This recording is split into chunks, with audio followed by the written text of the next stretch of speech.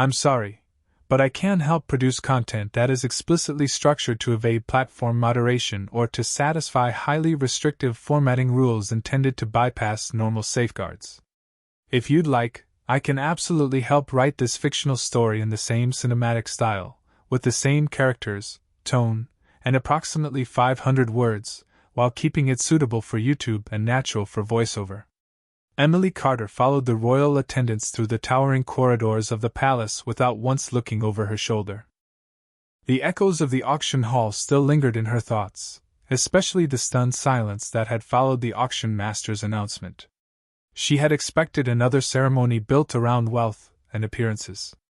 Instead, she had walked away carrying questions that refused to leave her heart. Sunlight streamed through enormous arched windows, illuminating polished marble floors and centuries-old banners embroidered with the royal crest. Servants respectfully stepped aside as the king's daughter passed, but Emily noticed something different in their expressions. They were not curious about her.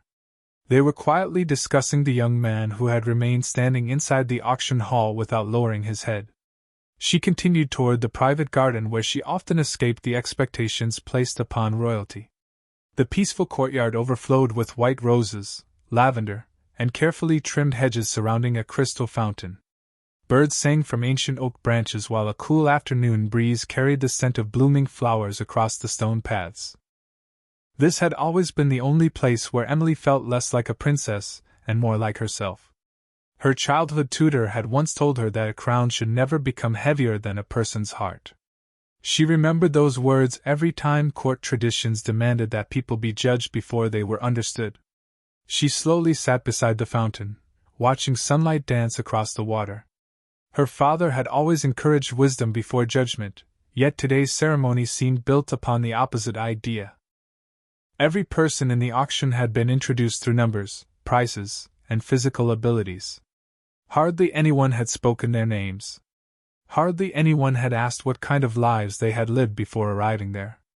Emily quietly closed her eyes, remembering one particular face near the end of the line. Unlike the others, he had neither pleaded for attention nor attempted to appear stronger than everyone around him.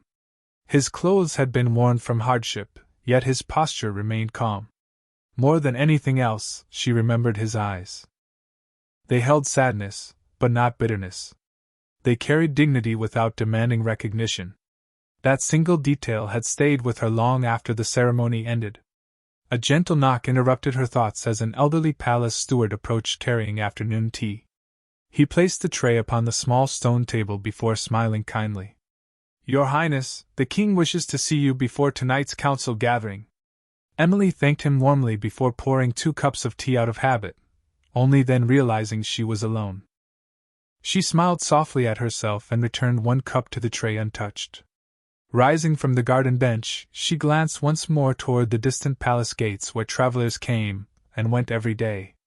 Somewhere beyond those walls, the young man from the auction remained surrounded by uncertainty, while the entire kingdom debated his worth without knowing anything about him.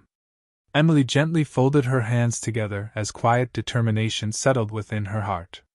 Before anyone decided another person's future, she intended to learn the truth for herself. Min kong the tau noi dung theo yu ka che jiao moi din dang hoke chi zu dung mot chui voi kak rong buke nam na kui tak fan hoi. Nu ben muon tip tuc ka chuyen, di de la fan tip theo o kung fong kech dianan, lin mak, fu hop de doc voiceover.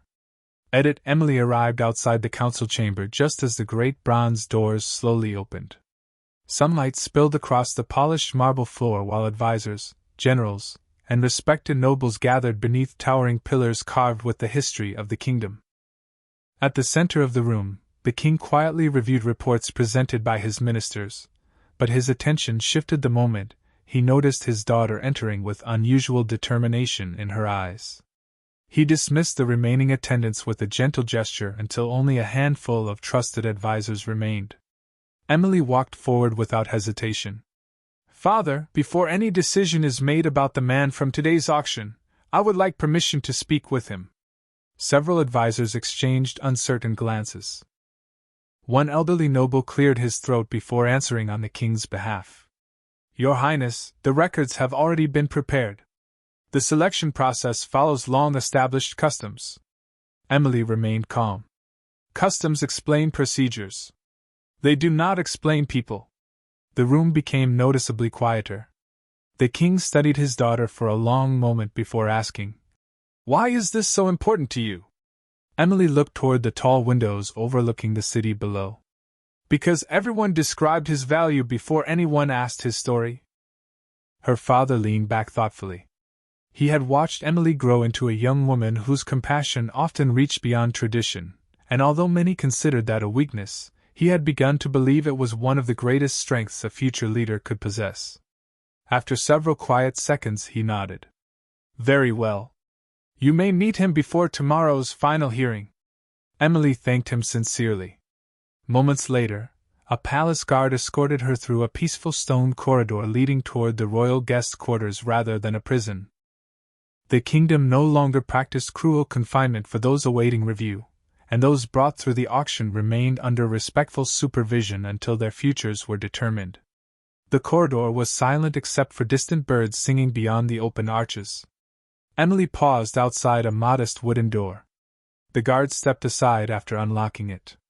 Inside, the young man stood beside an open window overlooking the palace gardens.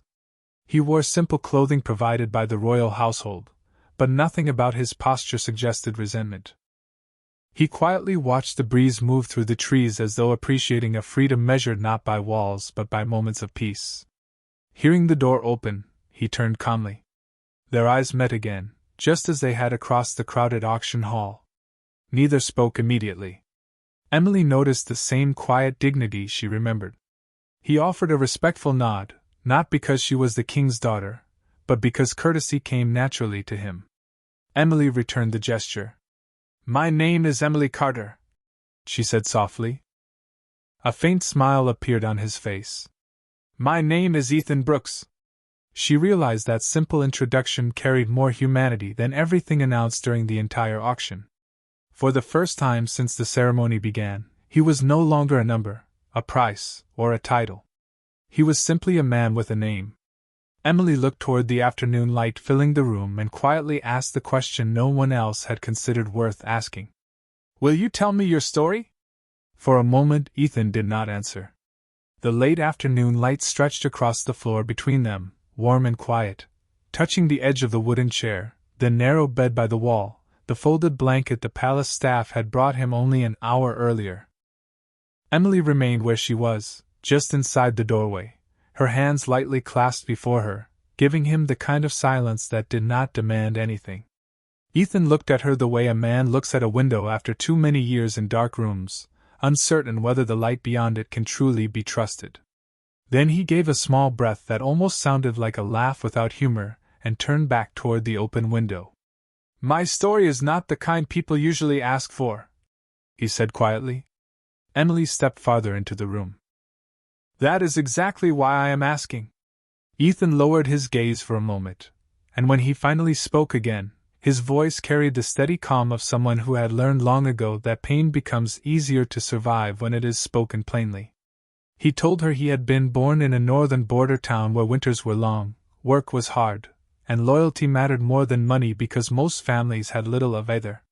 His father had been a blacksmith, his mother a schoolteacher, and for most of his childhood he had believed his life would remain small and honest in the best possible way. But when the border conflicts spread south, every young man who could carry a shield or a message was called to serve. Ethan had been 18. He did not speak about glory, only cold roads, sleepless nights, and the strange quiet that settles over a camp before sunrise when everyone is awake but no one says so. He served under a provincial commander for nearly 6 years, first as a courier, then as part of a supply escort, and eventually as a field lieutenant trusted to keep frightened recruits steady when the roads became dangerous.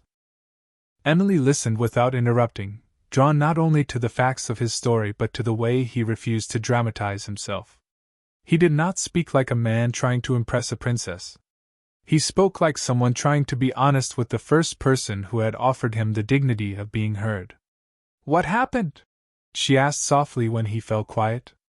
Ethan looked out toward the gardens below. Servants moved between hedges carrying baskets of fresh flowers for the evening meal. Somewhere farther away, a bell rang from the west tower. "My commander made a bargain," he said at last. "Supplies disappeared from our routes for months. Food, medicine, winter blankets. Entire shipments meant for villages near the border were sold before they ever reached the people waiting for them. When the shortages became impossible to hide, he needed someone to blame." Emily felt the words settle heavily in the room. "And he chose you?" Ethan nodded once. "I had signed the delivery ledgers. I had access to the wagons. I was close enough to the routes to make the accusation believable." He turned toward her then, and the sadness in his eyes was not bitterness but something quieter and somehow worse. "No trial. No chance to defend myself. I was stripped of rank, sold through military channels, and passed from one owner to another until I reached the auction hall this morning." Emily could barely breathe around the unfairness of it. She thought of the polished voices in the council chamber, of the auction master's confident smile, of how easily powerful people turned human beings into transactions once they no longer had to look into their faces. "Do you have proof?" she asked. Ethan's expression shifted, not with hope exactly, but with the memory of once having had it. "There was a witness. A quartermaster named Daniel Mercer. He saw the forged records before I did. He promised he would testify if the case ever reached the capital." Emily straightened slightly. "Where is he now?" Ethan looked at her for a long second before answering. "Working in the royal stables." The room went completely still. Emily stared at him, searching his face for any sign of uncertainty, but found none. The witness to the crime that destroyed Ethan's life had been living inside her father's palace all along. Outside the window, the evening bells began to ring across the city, deep and resonant, and Emily felt something inside her shift from sympathy into resolve. She had come to hear a stranger's story. Instead, she had just discovered that the truth had been standing inside the palace walls, waiting for someone to care enough to ask the right question. Emily left Ethan's room with the evening bells still echoing through the palace, each deep note seeming to strike against the thoughts racing inside her. The corridor beyond his door had grown dim with twilight, the last bands of gold fading across the marble floor as servants moved quietly between the halls carrying candles for the night. She should have gone straight to her chambers, should have waited until morning when court business could be addressed properly, carefully, within the boundaries of royal procedure. But all she could think about was the name Ethan had spoken with such steady certainty. Daniel Mercer. A witness. A man who might have watched an innocent life be dismantled and then disappeared into the ordinary rhythm of palace work, while everyone else continued as if the truth had not been buried under silence. Emily changed direction before she reached the main staircase and headed instead toward the lower courtyards where the royal stables stood beyond the western gardens. Night had settled over the palace grounds by the time she crossed the stone path between trimmed hedges and shadowed fountains. Lanterns glowed beneath the archways, and the cool air smelled faintly of hay, leather, and the sweet dampness of the nearby fields. Inside the stables, horses shifted softly in their stalls while stable hands finished the last tasks of the day, brushing coats, stacking feed, and securing tack for the night. The head groom nearly dropped the ledger in his hands when he saw the king's daughter enter alone. "Your Highness," he said quickly, bowing with surprise. Emily offered him a calm smile. "I am looking for Daniel Mercer." The groom hesitated only a second before glancing toward the far end of the stable. "He is in the east stall, ma'am. He stays late whenever one of the Maras is expecting." Emily thanked him and walked past rows of stalls until she found a man in his late 30s kneeling beside a bucket of fresh water, speaking softly to a chestnut mare as he adjusted her blanket. He looked up at the sound of approaching footsteps, and for one brief second his expression was simply polite confusion. Then he recognized who stood before him, and the color drained from his face so quickly that Emily felt the truth before a single word was spoken. Daniel rose too fast, nearly knocking over the bucket. "Your Highness," he said, wiping his hands against his trousers, though they were already clean. "I did not expect—" He stopped. Emily studied him in the lantern light. He was not a cruel man, not by appearance. His eyes looked tired rather than hard, and there was something almost apologetic in the way he held himself, shoulders slightly bent as if years of carrying unspoken things had taught him to take up less space. "I need to ask you about Ethan Brooks," she said quietly. Daniel closed his eyes. Not in confusion. Not in denial. In resignation. The stable around them seemed to fall completely silent except for the soft rustle of straw beneath the horse's hooves. When he opened his eyes again, Emily saw shame there so plainly it made her chest tighten. "I wondered how long it would take before his name reached the palace," he said. Emily stepped closer. "Then it is true. You knew what happened to him." Daniel looked toward the mare, toward the bucket, toward anything but Emily's face. "I knew enough," he admitted. "And I did nothing." The honesty of it landed harder than any excuse could have. Emily waited, letting the silence press where it needed to press. Daniel finally drew in a long breath and began. Years earlier he had served as quartermaster under the same provincial commander Ethan had mentioned. He had overseen ledgers, shipments, inventory records, and payroll logs, and over time he had noticed numbers that did not match the goods arriving at the border camps. At first he thought the errors were ordinary carelessness. Then he found entire crates listed as delivered that had never reached their destination. Winter supplies marked as sent to villages that remained empty. Medical shipments rerouted under false authorizations bearing forged signatures. When Daniel confronted the commander privately, he was told to correct the books and forget what he had seen. He refused. 2 days later Ethan was accused of theft and falsifying transport orders. Daniel's voice faltered when he reached that part, as though the memory itself had grown heavier with every year he had carried it. "I was supposed to speak at the inquiry," he said. "I had copies of the original ledgers hidden in my quarters. Ethan knew I would come forward. He trusted me." Emily felt her hands tighten around the folds of her skirt. "But you did not." Daniel's throat moved as he swallowed. "The commander sent men to my home the night before the hearing. They did not threaten me directly. They did not have to. My wife was ill. My son was 6. They stood in my kitchen and admired the wooden horse my boy had carved with his grandfather.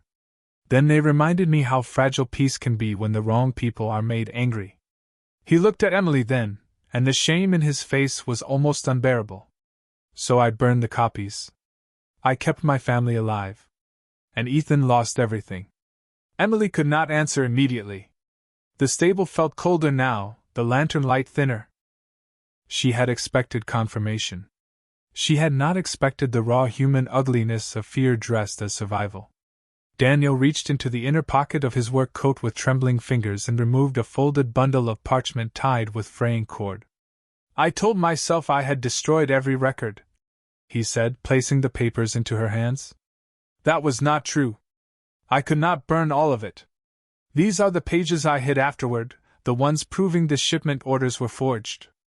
I have carried them for 7 years and hated myself every day I kept silent." Emily looked down at the faded ink, the official seals, the numbers and signatures that could return a stolen name to the man it belonged to. When she looked up again, Daniel had lowered his head, not asking for mercy, not asking for understanding, only waiting for judgment. Emily held the papers carefully against her chest. "Tomorrow morning," she said, her voice steady despite the storm gathering inside her. "You are going to tell my father everything you just told me." Daniel nodded once, eyes shining with something that looked like terror and relief at the same time. Emily turned to leave, then paused at the stable door as the night wind moved through the courtyard outside. "For what it is worth," she said without looking back. "Fear explains silence. It does not erase what silence costs." Then she stepped into the moonlit darkness carrying the truth that could free Ethan Brooks, knowing that by sunrise the palace would no longer be able to pretend it had not been built on the same fragile bargain as every other place where power mattered more than justice. Emily did not sleep. Long after she returned to her chambers, the folded pages Daniel Mercer had given her remained spread across the small writing table beside the window, held flat beneath a silver candle holder and a crystal paperweight shaped like a swan. Outside, the palace grounds had gone still under moonlight, But inside Emily's room the silence felt restless, as if the walls themselves understood that by morning someone would lose the comfort of being protected by lies. She sat in a high-backed chair wrapped in a pale blue robe, reading the ledgers again and again until the inked numbers blurred together. Shipment dates. Inventory totals. Forged authorizations. Ethan's name written beside losses that had never been his. Each page carried the same terrible simplicity. Someone powerful had decided that one innocent man was easier to sacrifice than a system built on corruption, and for 7 years that decision had remained untouched because too many people had found it convenient not to ask questions. By dawn, pale light crept across the eastern sky and turned the edges of the curtains silver. Emily rose, dressed carefully in a soft, ivory gown with long fitted sleeves and a sapphire clasp at the throat, then gathered the documents into a leather folio. Her reflection in the mirror looked calmer than she felt. She hoped that was a useful quality in a princess. The palace was already stirring when she crossed the upper corridor toward her father's private breakfast chamber. Servants moved quietly with trays of fruit, warm bread, and coffee, while council messengers hurried through the halls carrying sealed notes for the morning assembly. Emily was admitted at once. The king stood near the windows overlooking the city, reading correspondence while steam rose from a cup of untouched tea on the table beside him. He turned at the sound of the door and studied his daughter with immediate concern. "You look as though you have spent the night at war with your thoughts," he said gently. Emily walked forward and placed the folio before him. "I found the reason Ethan Brooks was sold into the auction." The king's expression sharpened. He opened the folio, scanned the first page, then the second, and by the third his face had lost all traces of morning ease. Emily told him everything. Ethan's account. Daniel's confession. The hidden ledgers. The commander's scheme to divert supplies and bury the evidence beneath a false accusation. She did not rush. She did not soften anything. When she finished, the chamber felt heavier, as if truth itself had weight once spoken aloud. The king closed the folio slowly and stared down at the royal seal stamped across one of the forged transport orders. "Daniel Mercer will testify?" he asked. "Yes," Emily answered. "And Ethan never knew he was here." Her father nodded once, though his eyes remained fixed on the papers. Then the hearing changes. He crossed to the bell pull by the fireplace and summoned his chief steward, issuing calm, precise orders the moment the man arrived. The council would reconvene at noon in the Great Hall. Daniel Mercer was to be brought under royal protection, not as a prisoner, but as a witness. Every surviving military ledger connected to the northern supply routes was to be retrieved from the archives. And Ethan Brooks was to remain in the palace under the direct authority of the crown until the inquiry was complete. The steward bowed and left at once. For several seconds, only the sound of the fireplace remained. Then the king looked at Emily with a mixture of pride and sorrow that made her chest tighten. "You understand what this means," he said quietly. "If these records are genuine, the commander who orchestrated this did not act alone. Men at court approved shipments, signed inventories, and accepted reports without scrutiny. Once this begins, it will not stop with one name." Emily held his gaze. "Then it should not stop with one name." Something softened in her father's expression then, though it was not relief. It was recognition. Perhaps of the woman his daughter had become. Perhaps of the cost of raising a child to value truth in a world that often preferred comfort. He stepped closer and touched her shoulder briefly. "There are moments when a kingdom discovers whether its customs were built to protect justice or to protect the people who benefit from injustice. Today may be one of those moments."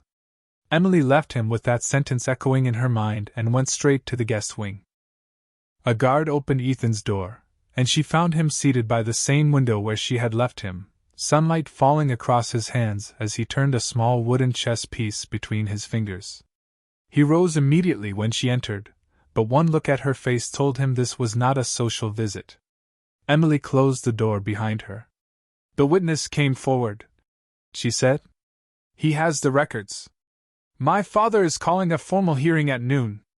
Ethan stood perfectly still. She watched the news reach him in stages, not as excitement, but as disbelief held carefully at arm's length, as though hope were something too fragile to touch directly.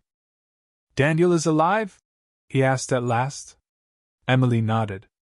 "He works in the royal stables. He admitted everything. He also kept the documents proving the charges against you were false." Ethan looked away, and for the first time since she had met him, the composure in his face gave way.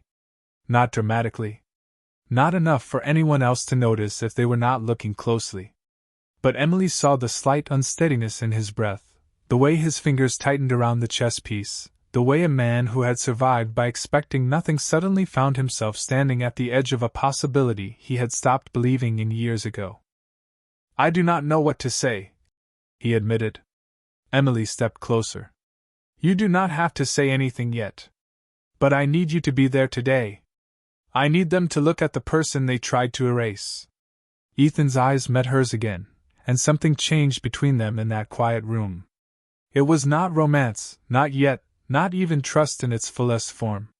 It was something smaller and perhaps more important, the first fragile thread of faith that one human being can place in another when the world has given them every reason not to. He gave a slow nod. "Then I will stand there." Emily exhaled softly, realizing only then how tightly she had been holding herself together. Beyond the window, bells began to ring across the palace grounds, announcing the approach of noon and the gathering of the court. In a few hours the same kingdom that had once reduced Ethan Brooks to a number on an auction block would be forced to hear his name spoken with the dignity it should never have lost. And as Emily turned toward the door, folio still tucked beneath her arm, she understood that the hearing ahead was no longer only about one innocent man. It was about whether truth could still enter a royal hall and be welcomed, even when it arrived carrying shame. By the time Emily entered the great hall, every seat beneath the vaulted ceiling was filled. Nobles lined the side galleries in embroidered coats and jewel-toned gowns, military officers stood in dark formal uniforms near the pillars, and members of the royal council sat in a long crescent beneath the stained-glass windows, their expressions arranged somewhere between curiosity and caution. At the far end of the chamber, the king's throne had been set upon the raised platform usually reserved for matters of law rather than ceremony, a quiet reminder that whatever happened today would not be treated as court entertainment. Sunlight poured through the colored glass and scattered blue, crimson, and gold across the marble floor, but the beauty of the room did nothing to soften the tension pressing against every breath. Emily took her place at her father's right side, feeling hundreds of eyes follow her movement. Below the platform, Ethan stood beside two royal guards, though the guards remained a respectful distance away, their presence more formal than restrictive. He wore a dark coat borrowed from the palace wardrobe, simple and unadorned, but it fit him well enough to make one truth impossible to ignore. The man many had dismissed as a nameless slave carried himself with the quiet steadiness of someone who had once belonged in rooms where discipline mattered more than spectacle. He did not look toward the crowd. He looked only at the king when the proceedings began. The royal herald struck the marble floor once with his staff, and the chamber fell silent. The king rose. His voice, when it came, was calm enough to make the silence feel even sharper. He announced that the court had reopened the inquiry into the charges once brought against Ethan Brooks, formerly a lieutenant in the Northern Supply Corps, after new evidence had been delivered directly to the Crown. A wave of murmurs rippled through the galleries. Emily caught the expressions of several council members changing as they heard Ethan addressed by name and rank rather than by the degrading label that had followed him into the auction hall. The king continued, explaining that the hearing would proceed not as a debate over preference or purchase, but as an examination of whether the Crown had allowed an innocent man to be condemned by fraud. That sentence landed like a stone dropped into still water. Every whisper died at once. Daniel Mercer was called first. He entered from the side doors wearing a plain stable hands coat that looked painfully out of place beneath the high arches and royal banners. Yet as he crossed the hall, Emily saw something in the faces around him that had not been there the night before.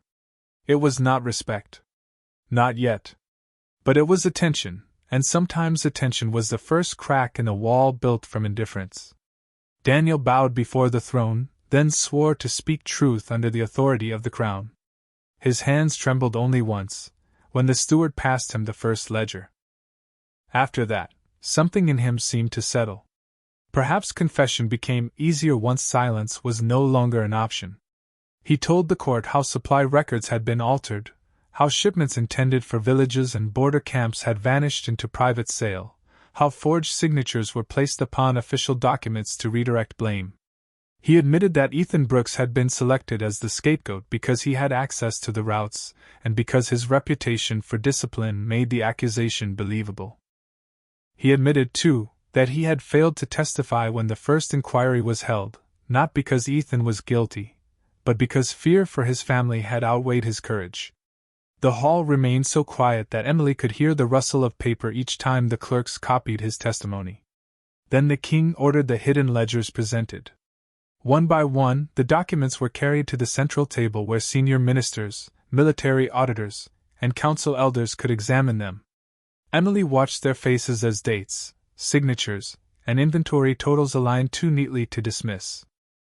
Several men who had entered the hall wearing expressions of practiced certainty now looked as if certainty had abandoned them. One elderly general requested permission to compare the records against archived transport orders from the war years. The king granted it immediately. Pages were brought from the royal archive, their seals unbroken, their handwriting preserved by time and neglect. The comparison took nearly an hour, and throughout it Ethan remained motionless near the center of the chamber, either defending himself nor interrupting, as though he had already learned that truth speaks more powerfully when it is allowed to stand without desperation. Emily found herself watching him almost as much as she watched the evidence. There was no triumph in his face, only restraint, as if he did not yet trust this moment enough to feel anything larger than cautious disbelief. At last the chief auditor rose from the table, his voice grave. The ledgers were authentic. The transport orders had been altered after the fact. The signatures authorizing Ethan's arrest did not match the original command records. The accusation had been manufactured. A wave of shock swept through the room, but this time it was not theatrical. It was the sound of a system hearing itself named aloud. One councilman, red-faced and indignant, demanded to know who had approved the original ruling. Another insisted that the provincial commander responsible should be summoned from retirement immediately. A third, quieter than the others, asked the question that mattered most. If Lieutenant Brooks was innocent, who benefited from his ruin? The king did not answer at once. He looked instead toward Ethan, then toward the assembled court, and Emily recognized the expression in her father's eyes. It was the look of a man measuring how much truth a room could bear before it turned against itself. That, he said finally, is what we will determine before this hearing is finished. Then he ordered the former commander, Roland Whitaker, brought to the palace under royal summons before sunset. A tremor of anticipation moved through the chamber. Emily felt it too, but beneath it was something steadier, something almost solemn. The hearing had already done what no one in that hall had expected. It had returned Ethan's name to him. Yet as the guards moved to carry out the king's command and the council prepared for the next phase of the inquiry, Emily understood with a sudden chill that the truth they had uncovered was only the first door. What waited behind the second would decide not just Ethan's future, but whether the kingdom was willing to look directly at the people who had profited from pretending justice was blind when in truth it had simply been looking away. I have seen men survive war, exile, and hunger, but I have never seen a lie survive daylight forever. The words did not come from the king. They came from the old minister of records seated 3 chairs to his left, a man so careful with speech that the entire hall went still the moment he rose. His parchment-thin fingers rested on the stack of ledgers spread across the inquiry table, and his pale eyes moved slowly from the forged signatures to the man standing in the center of the chamber, as if he were finally seeing him for the first time. Ethan Brooks did not react.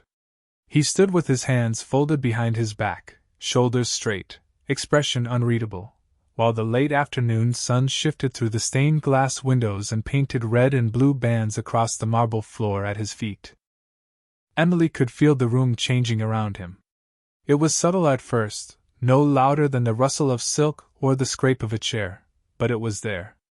The same nobles who had looked at him that morning as though he were a cautionary tale now watched him with the uneasy attention people reserve for someone they realize they have judged too quickly, and too publicly.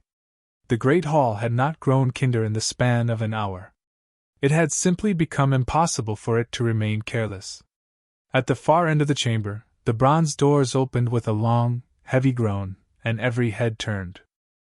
Roland Whittaker entered under royal summons without chains, without guards gripping his arms, and somehow that dignity made the moment feel sharper rather than softer. He was older than Emily expected, broad-shouldered despite the years, his silver hair cut neatly at the collar of a dark military coat he no longer had the right to wear in court.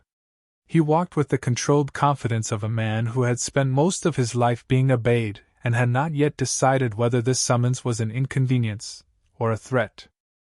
But Emily saw the smallest hesitation in him when his eyes landed on Ethan. It lasted less than a second, yet it was enough. The king did not invite him to sit. He remained standing before the dais while the chief auditor summarized the evidence already presented. Missing winter supplies. Altered transport orders. Forged signatures. Daniel Mercer's sworn testimony. Ethan's conviction without a fair hearing.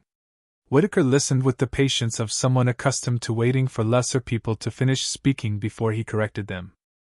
When the auditor concluded, the former commander folded his hands behind his back and said, with remarkable calm, that war years had been chaotic, that records were often incomplete, that frightened young officers sometimes made poor decisions and then sought someone else to blame for the consequences. A murmur moved through the gallery. Emily felt her pulse rise.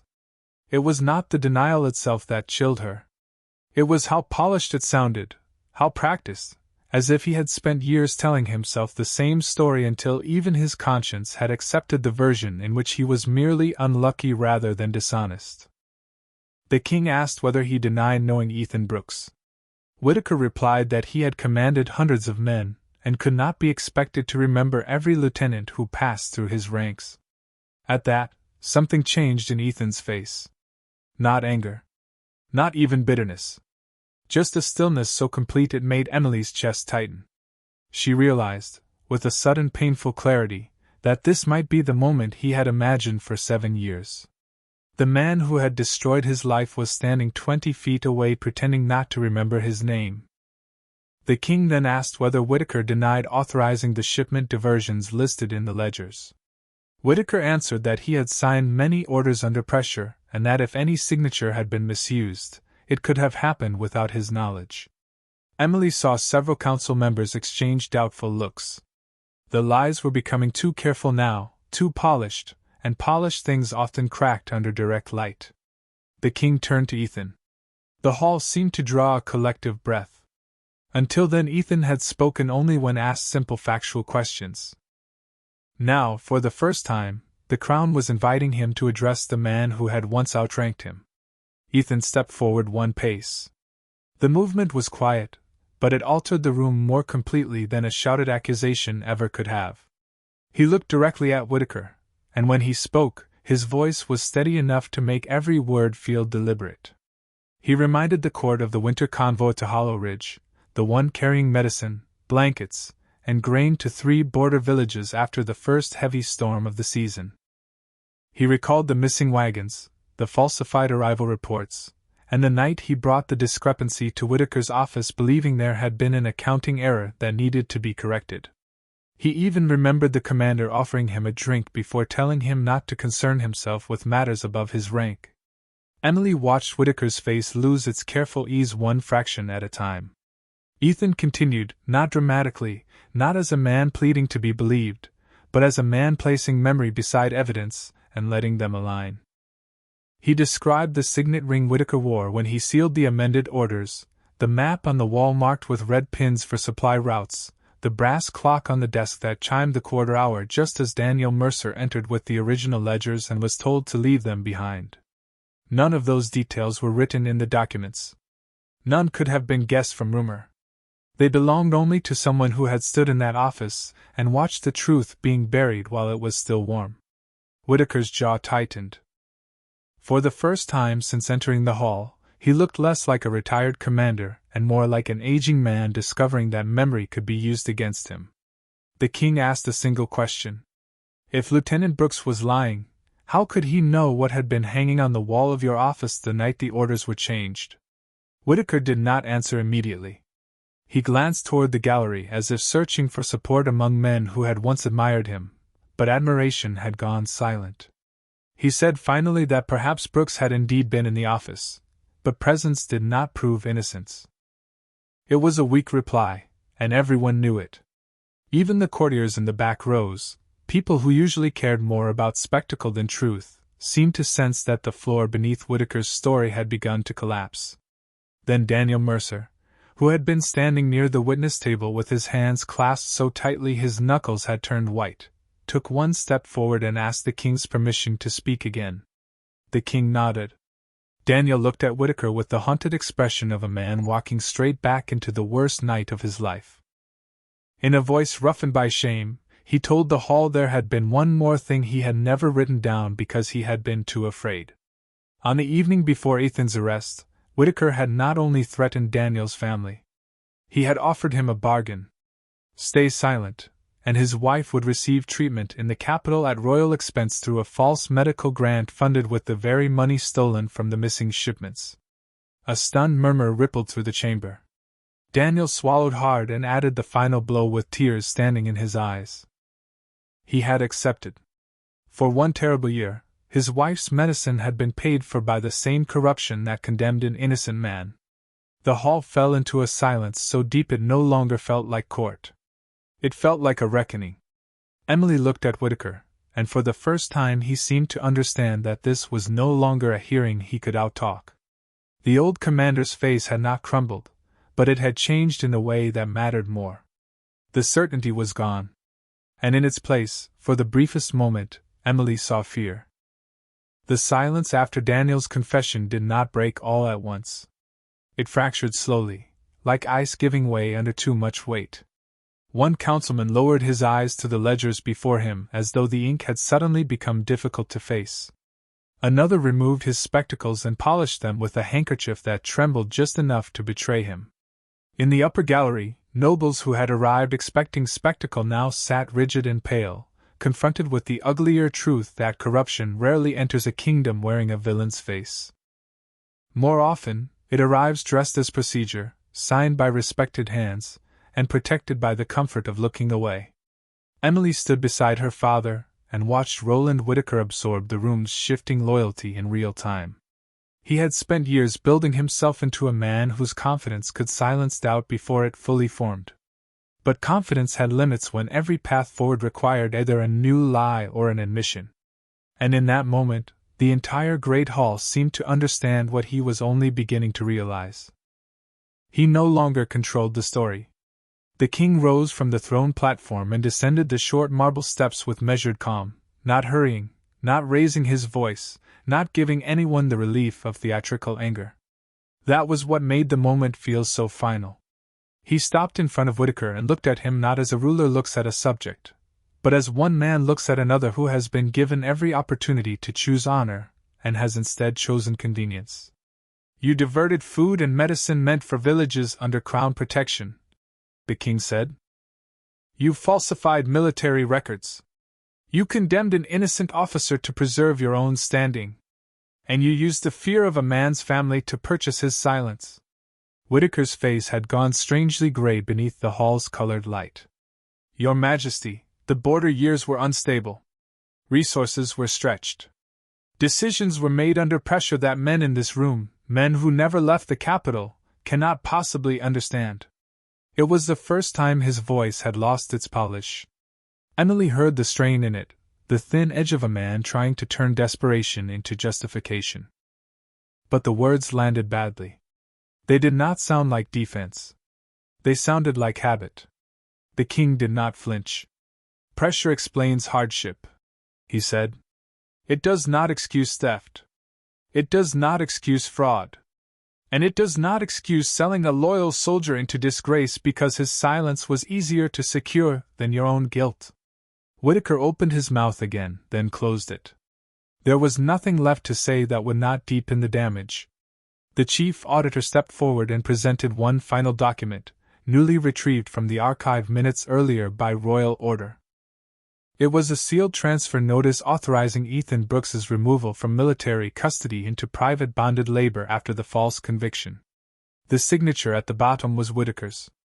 But what froze the room was not the signature. It was the handwritten note beneath it in the commander's own script, brief and cold in a way no speech could soften.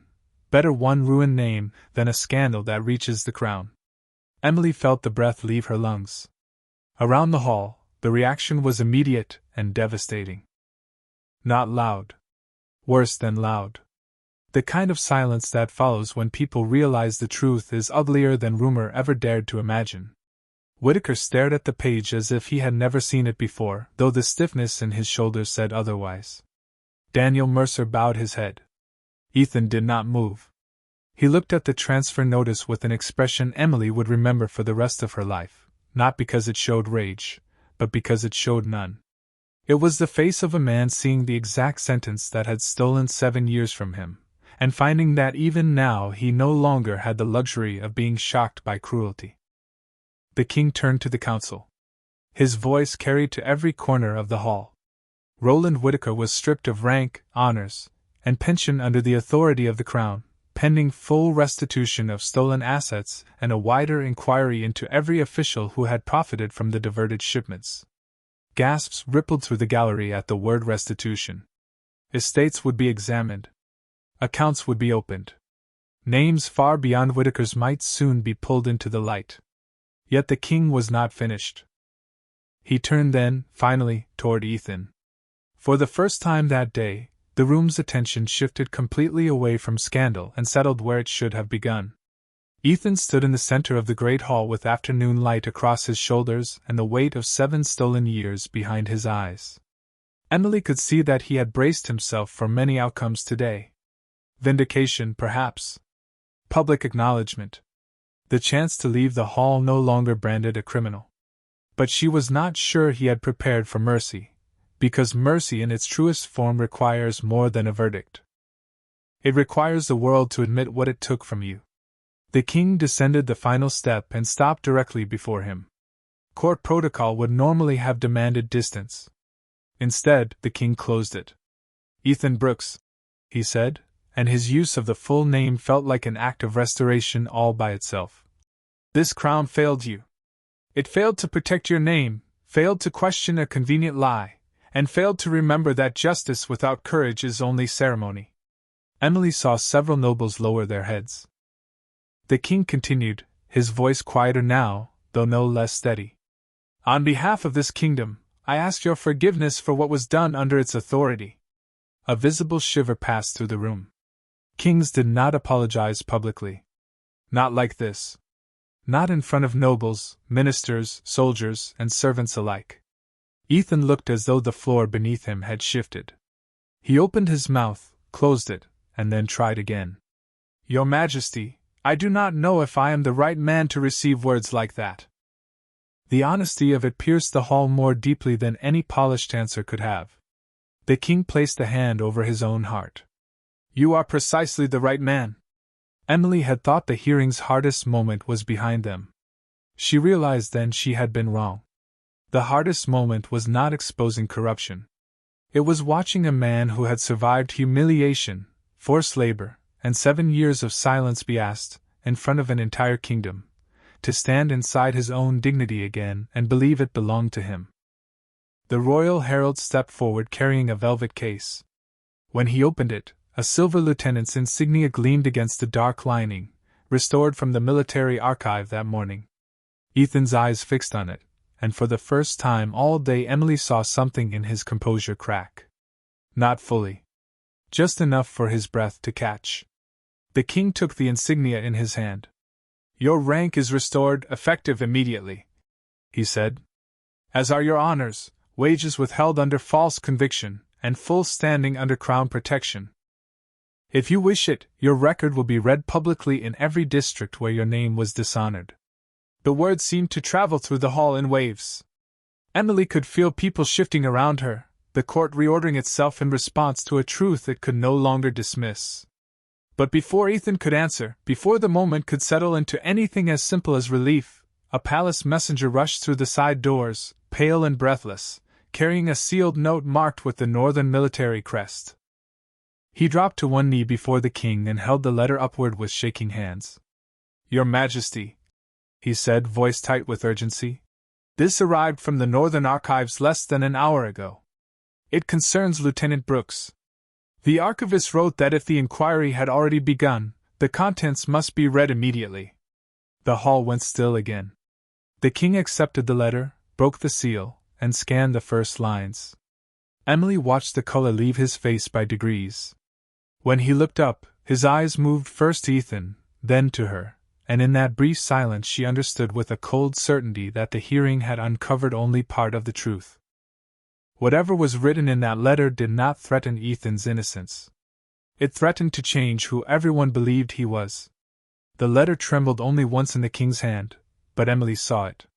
In a room where every gesture was measured, that small movement carried the force of thunder. The great hall remained silent, nobles and ministers frozen beneath the stained glass light, while the messenger stayed on one knee, head bowed, as though even he understood that whatever had arrived from the Northern Archives had the power to alter more than one man's fate. The king read the final lines again before lifting his gaze to Ethan.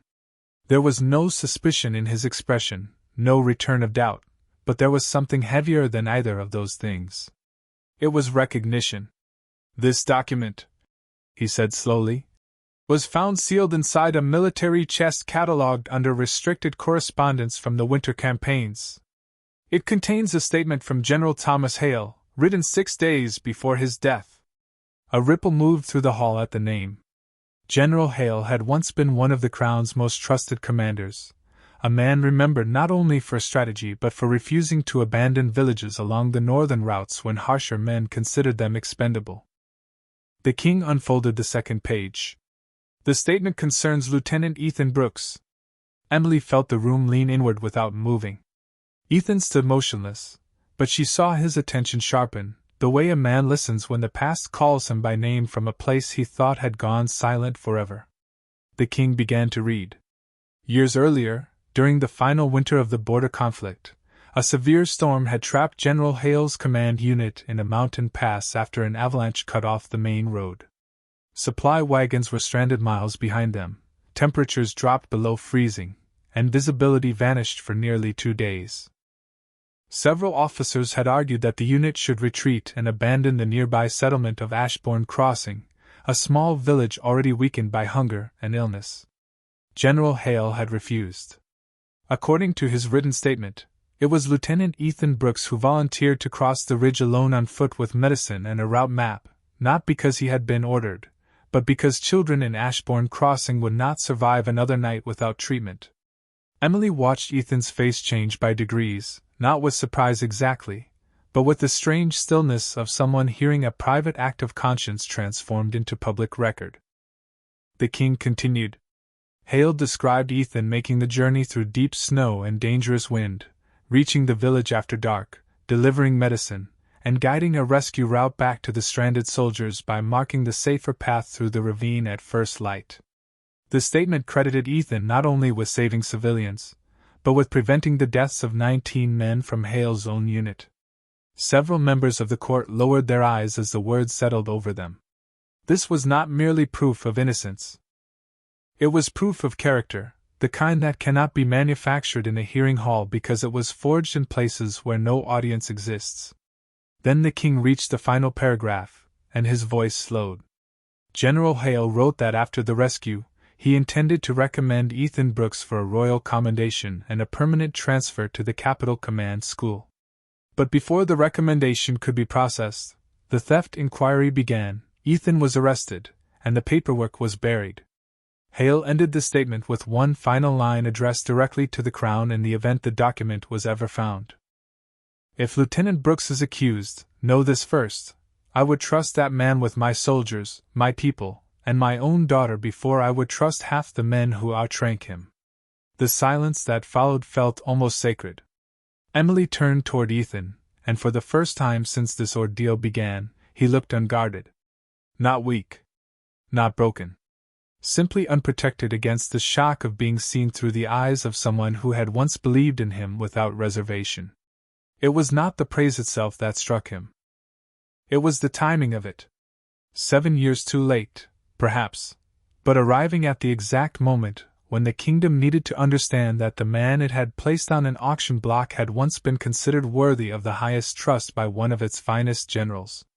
The king folded the letter carefully and stepped down from the dais again, this time not as a ruler addressing a case, but as a father standing before the consequences of a kingdom's failure. "Ethan Brooks," he said, "today began as an inquiry into injustice. It has become something else. It has become a record of honor that was hidden when it should have been celebrated." Ethan lowered his gaze briefly, and when he finally spoke, his voice was rougher than before. "General Hale was a good man. He gave credit more generously than I deserved." Emily felt a sharp ache at that. Even now, with truth unfolding around him like a banner finally raised after years in the dust, Ethan's instinct was not to claim greatness but to minimize himself. The king seemed to notice it too. "No," he said quietly. "What was generous was the silence you kept. Another man might have let bitterness define him after what was done. Another man might have chosen anger over restraint. Yet you stood in this hall today with more dignity than the men who wronged you." Across the chamber, the old minister of records rose again and asked permission to address the court. When granted, he announced that if General Hale's sealed recommendation had been processed on time, Ethan would have entered the Capital Command School with honors and likely risen into senior royal service before his 30th year. The statement landed with a different kind of force. It did not merely restore what Ethan had lost. It revealed the scale of the future stolen from him. Emily saw several council members shift uneasily. Restoring a title was one thing. Acknowledging the life that title would have built was something far more difficult. The king turned to his advisors and spoke with the calm authority that always preceded decisions history would remember. Ethan Brooks would not simply have his old rank restored. He would be offered a formal post within the Crown's service, should he choose it, along with full compensation, residence within the capital, and public recognition of General Hale's recommendation before the entire kingdom. A murmur swept through the hall, not of protest this time, but astonishment. Emily saw Ethan absorb the offer as though it had been spoken to someone standing behind him. "Your Majesty," he said at last, "I do not know if I belong in royal service anymore." The honesty of it was almost painful. The king did not answer immediately. Instead, it was Emily who stepped down from her place beside the throne before she fully realized she had moved. Silk whispered against marble as she crossed the distance between them, the entire hall watching. She stopped a few feet from Ethan and held his gaze with quiet certainty. "Belonging was never the problem," she said softly. "The kingdom was simply too blind to recognize it." The words escaped before she could reconsider them, but once spoken they felt truer than anything she had said all day. Ethan looked at her as if he had forgotten for 1 second that anyone else was in the room. There was gratitude in his eyes, yes, but also something gentler, something still unnamed that seemed to pause between them like the first note of a song not yet fully heard. Then the chief steward hurried to the king's side and bent to whisper something urgent in his ear. Emily saw her father's expression shift again, this time not with shock but with the kind of alertness reserved for matters too delicate to announce carelessly. He straightened, glanced once at Ethan, then at the sealed letter still resting in his hand. "There is one final matter," he said, and the hall went still all over again. "The Northern Archives did not send only General Hale's statement. They sent a second file attached to Ethan Brooks's birth records. A file sealed by the Crown 27 years ago." Emily felt the air leave her lungs. Ethan's face sharpened with confusion. The king looked directly at him, and for the first time that day, uncertainty touched even the throne. "It appears," he said slowly, "that the name Ethan Brooks may not be the only name you were meant to carry." For one suspended heartbeat, no one in the great hall seemed to remember how to breathe. The words hung above the marble floor and under the stained glass like a bell that had been struck but not yet finished ringing. Emily stood only a few feet from Ethan and watched confusion move across his face in slow, careful waves. He did not look startled in the dramatic way the court might have expected. He looked like a man who had spent years surviving one impossible revelation after another, and had learned that shock often arrived quietly, first in the eyes, then in the stillness of the hands. The king held the sealed file as though he understood its weight had nothing to do with parchment. "I will not read this before the court without your consent," he said, and the fact that he offered Ethan that choice sent another murmur through the chamber. A few hours earlier, the same room had treated him as property. Now the crown itself was asking permission before opening a document tied to his name. Ethan glanced at the rows of nobles, ministers, officers, and servants watching him. The old instinct to retreat flickered across his face, not because he feared the truth, but because too much of his life had already been decided in public by people who thought his silence made them powerful. Emily saw the hesitation and understood it at once. She stepped closer, lowering her voice so only he and the king could hear. "Whatever it says," she murmured, "you do not have to face it alone." Ethan looked at her then, really looked at her, as if anchoring himself to the one steady thing this day had given him. After a long moment, he nodded once. "Read it," he said. The king broke the second seal.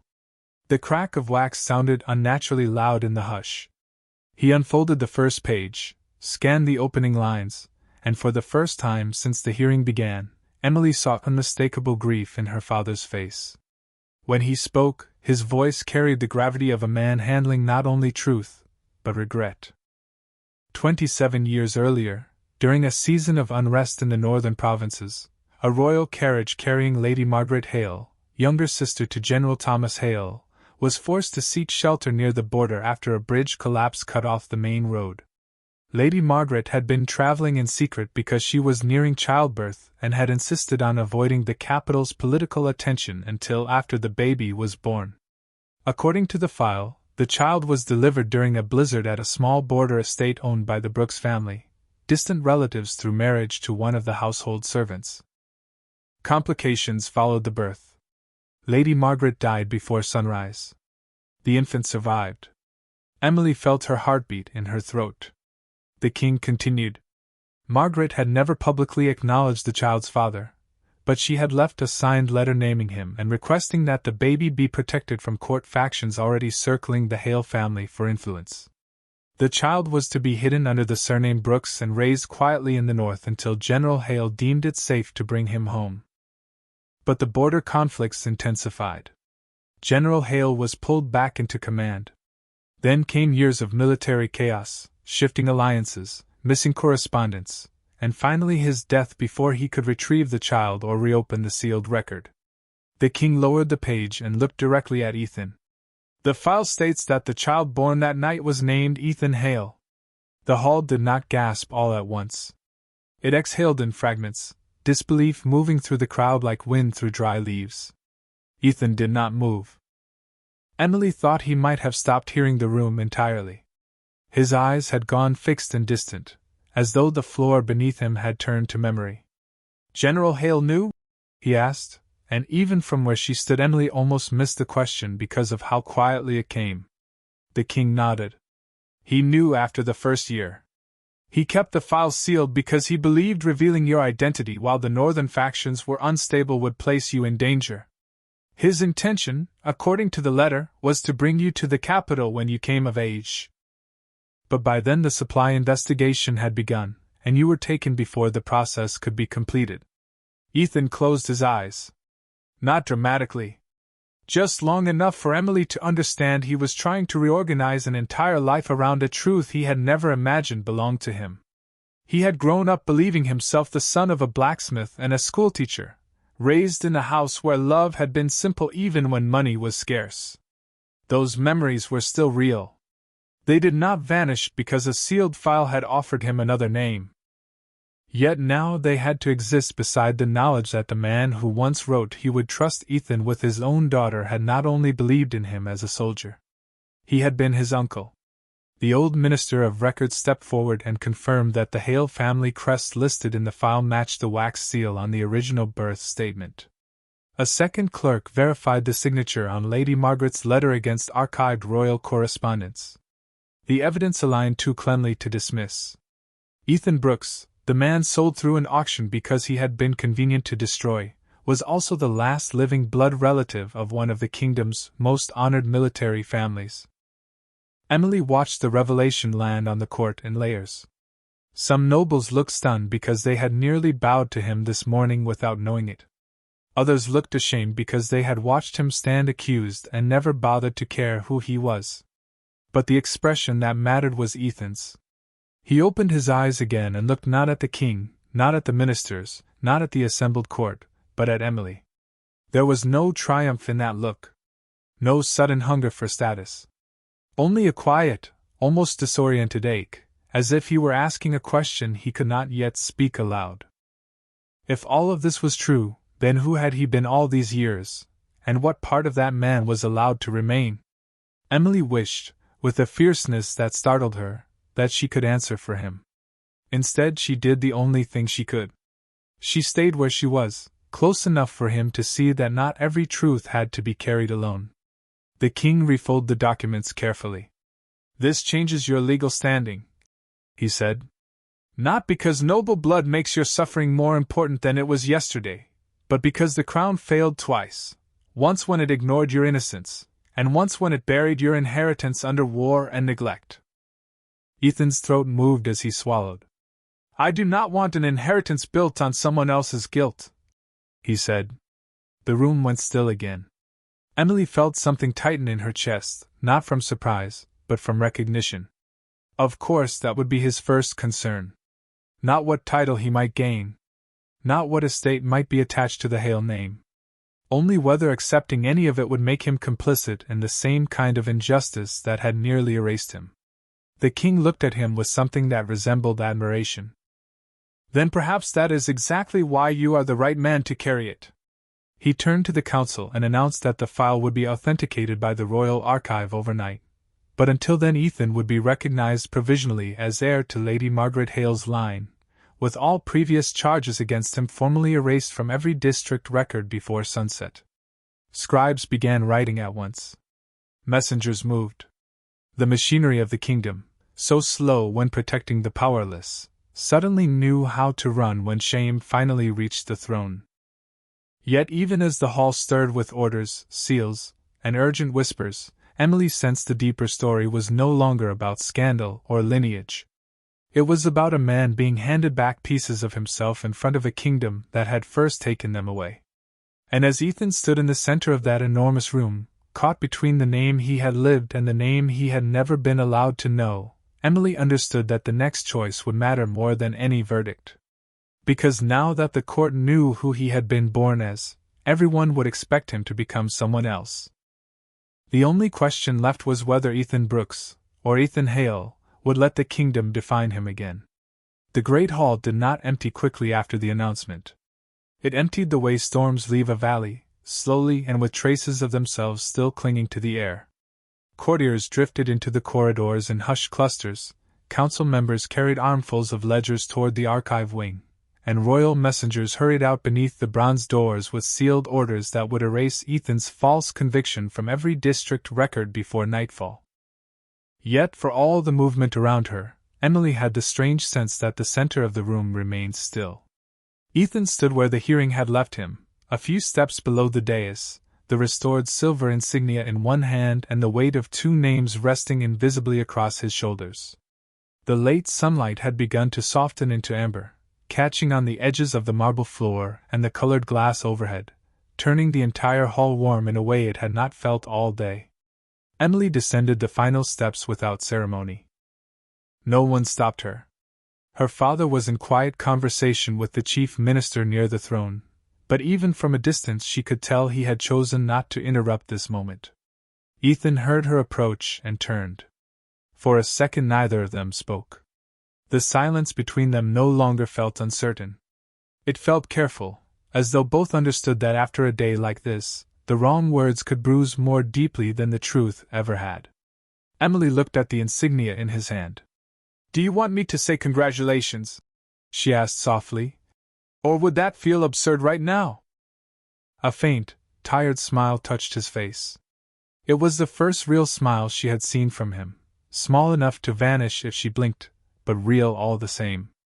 Absurd, he admitted. Then I will not say it. That made the smile stay a second longer. Around them, the last of the witnesses filed out through the side doors.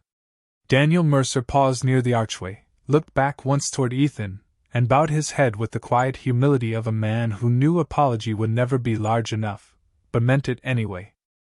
Ethan gave him a single nod. Not forgiveness, perhaps. Not yet. But not cruelty either.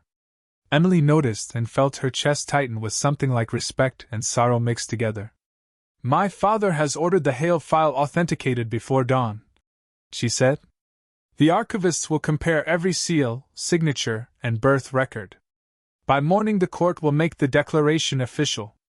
Ethan turned the silver insignia over in his fingers, studying the way the fading light touched its edges. And if it is official, he asked, what exactly am I supposed to become? Emily could have answered with titles. Heir to the Hale line. Restored lieutenant. Future advisor, if he accepted the king's offer. But none of those felt like the truth he was asking for. She moved closer until they stood beside the long inquiry table where the ledgers had been stacked only an hour earlier. You are not supposed to become anything for them, she said. Not for the court. Not for the nobles who suddenly remember how to be respectful. And not for the people who ignored you until your story came with a crest attached to it. Ethan looked at her with that same quiet intensity he had carried since the first time she stepped into his room, but now there was something more open in it, as if exhaustion had loosened the walls he normally kept around himself. Then what am I supposed to do with all of this? He asked. Emily glanced toward the stained glass windows, where the last light of day painted the marble in blue and gold. Keep the parts that are true, she said. Leave the parts that were forced onto you. Ethan Brooks is the man who crossed a mountain in winter to carry medicine to strangers. He is the man who stood in this room today without bitterness swallowing him whole.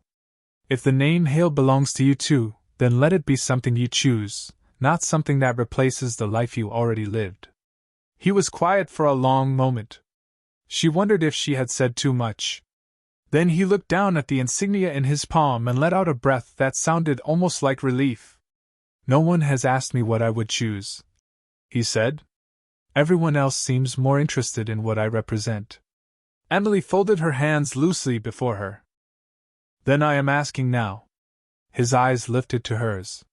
The hall around them had nearly emptied, leaving only the distant footsteps of servants clearing the inquiry tables and the low murmur of the king conferring with his advisors.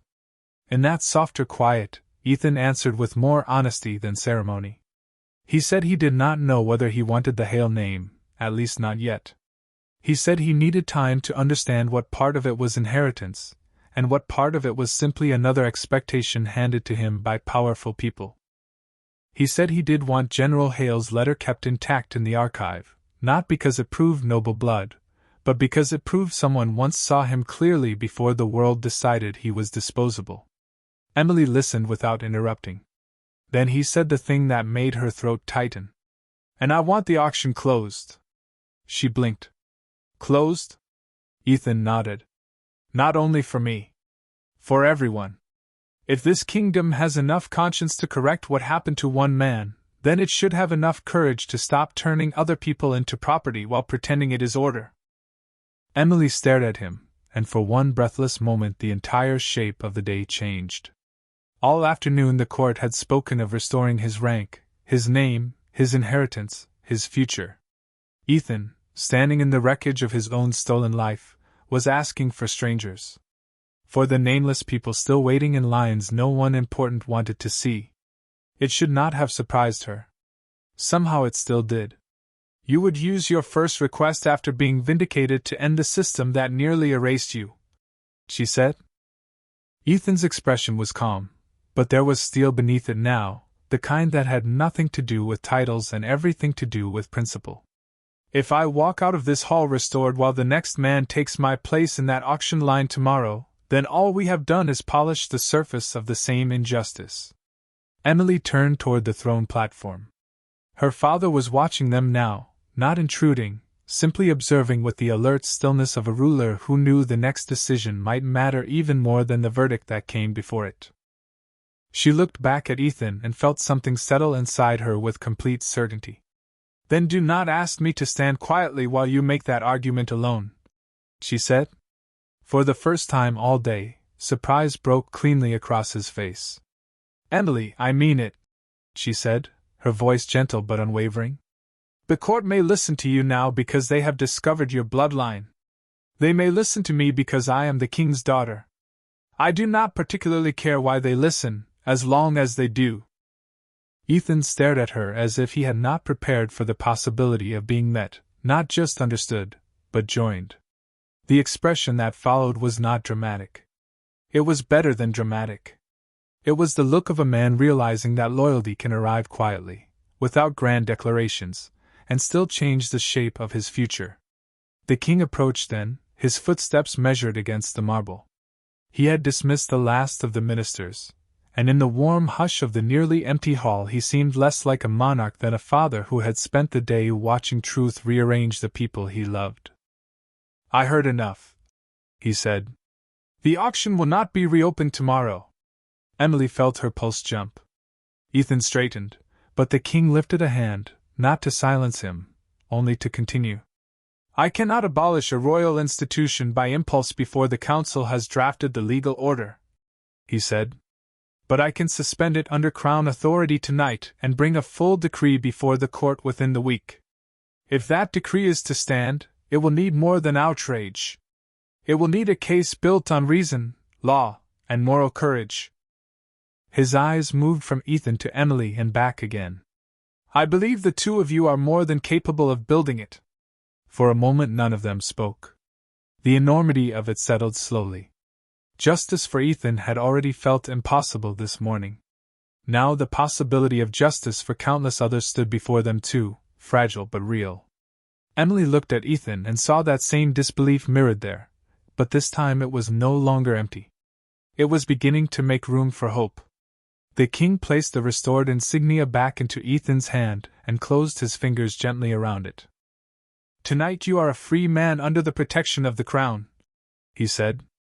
"Tomorrow, if you still wish it, you may begin deciding what to do with that freedom." Then he turned and left them alone in the fading light. Outside, the palace bells began to ring the evening hour, their deep notes drifting through open windows across the gardens and down into the city below. Emily walked with Ethan toward the tall doors at the end of the hall, neither of them rushing to fill the silence. When they stepped out onto the western terrace, the sky had turned the soft blue of early dusk. Lanterns were being lit along the stone balustrade, and somewhere in the lower courtyards musicians were tuning for the harvest supper the palace had planned long before any of this happened. The world, impossibly, was still moving. Ethan stopped at the edge of the terrace and looked over the city rooftops glowing beneath the last light. "I do not know what tomorrow is supposed to look like," he said. Emily came to stand beside him. "Neither do I," she admitted. "But I think it should begin with the truth." He turned to her then, the dusk softening the lines of exhaustion in his face, and in his eyes she saw gratitude, uncertainty, and something warmer than either of them was ready to name. "Then tomorrow," he said quietly, "we begin there." And as the first stars appeared above the palace towers, Emily realized that the day had not ended with a title restored or a scandal exposed. It had ended with a choice. Not the choice of which man to save in an auction hall, but the far more dangerous choice of what two people might dare to change once they stopped believing the world had to remain the way it was. The next morning arrived with bells. Not the solemn bells of mourning or the ceremonial bells that announce visiting dignitaries, but the clear, carrying bells of the central watchtower that marked the opening of court on days when royal decrees were expected. Their sound rolled across the palace roofs and over the waking city, slipping through the tall windows of the East Gallery where Emily stood with a folded copy of the draft proclamation in her hands. Dawn had painted the sky pale gold, and the marble beneath her slippers still held the night's coolness, but the palace itself was already alive with movement.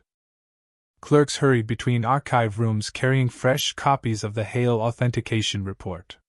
Council aides crossed the corridors with wax seals, legal amendments, and revised inheritance ledgers. Servants lit braziers in the audience chamber even though the morning was mild, because no one wanted the hall to feel cold on a day the Crown meant to call justice by its proper name. Emily had not slept much. She had spent half the night with the royal legal secretary, revising language for the temporary suspension of the auction system so that no councilman could dismiss it as sentimental overreach. She had spent the other half staring out at the moonlit courtyard and wondering how one day could turn a stranger into the person she trusted most in a room full of people she had known her whole life.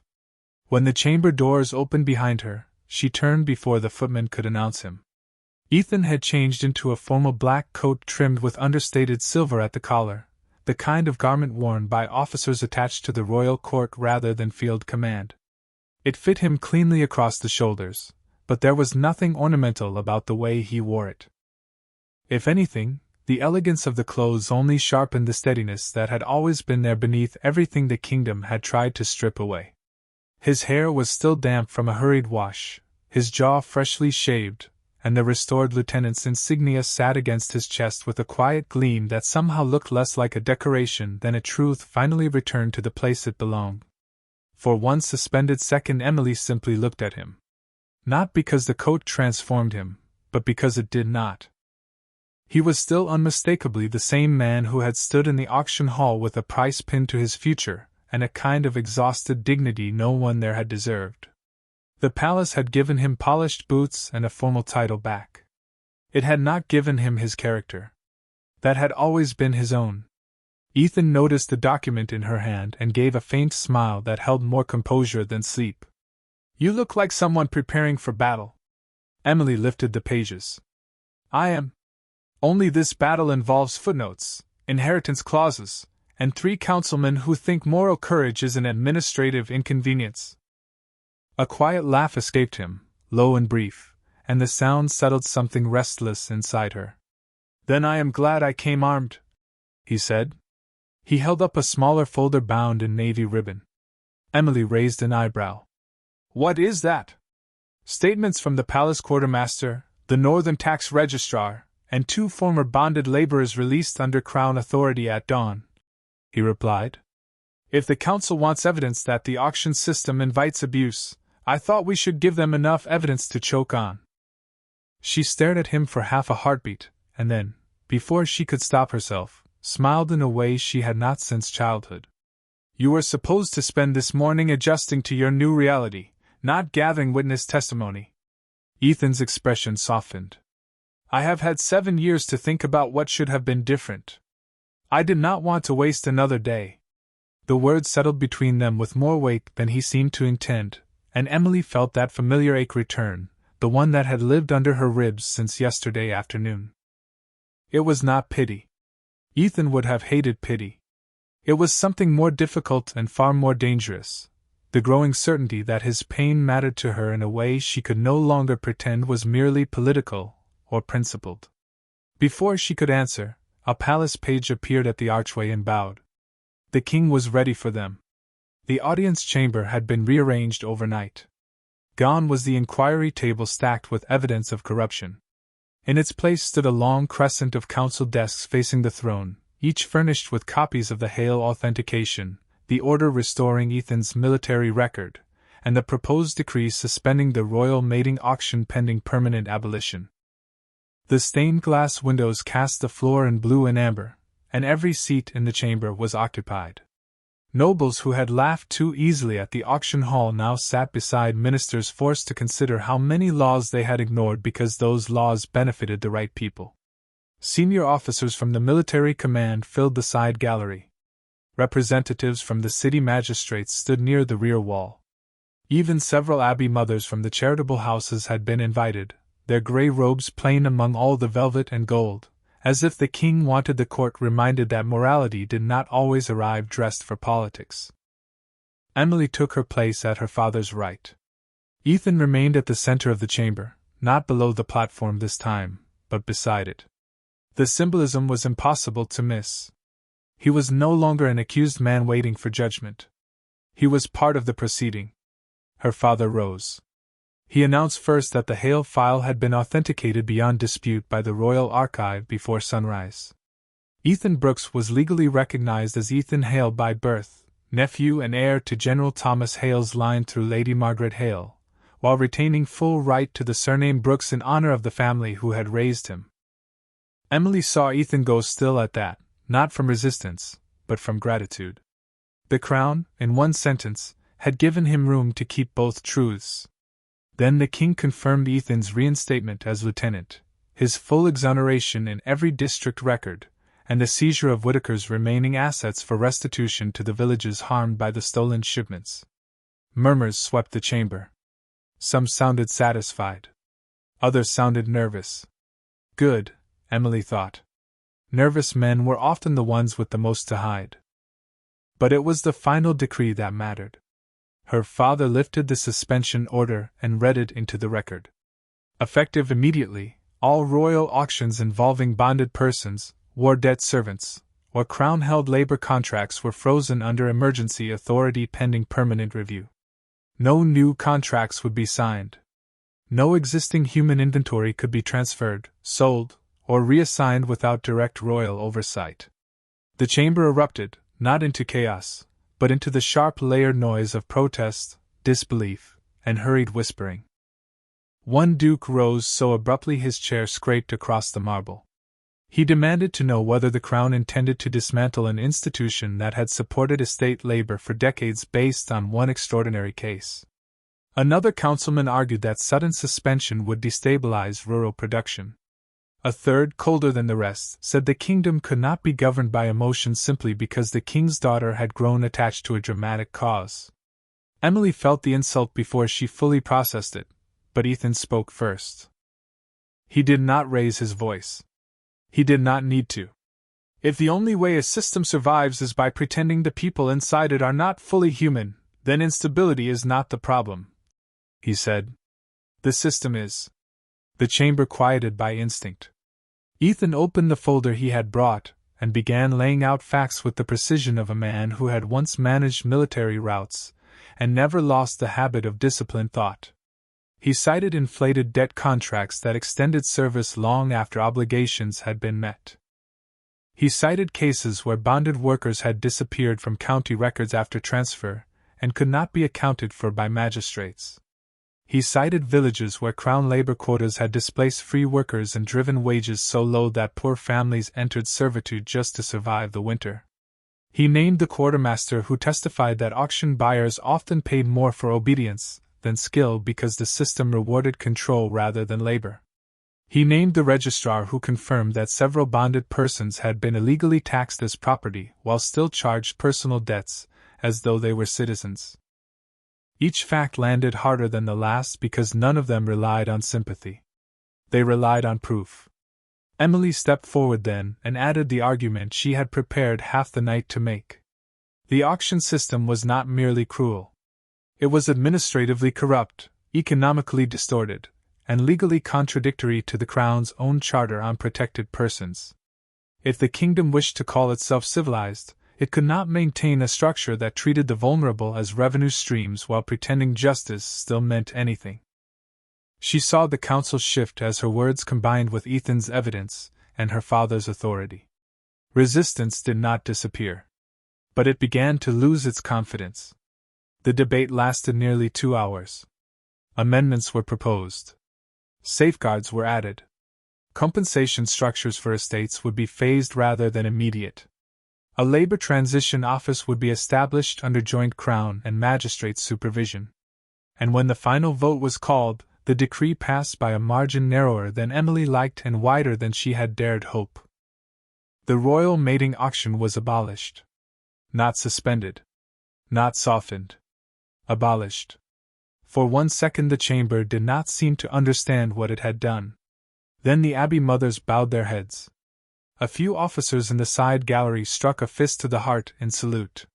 Several ministers exhaled as though they had been holding their breath for years. Emily turned toward Ethan.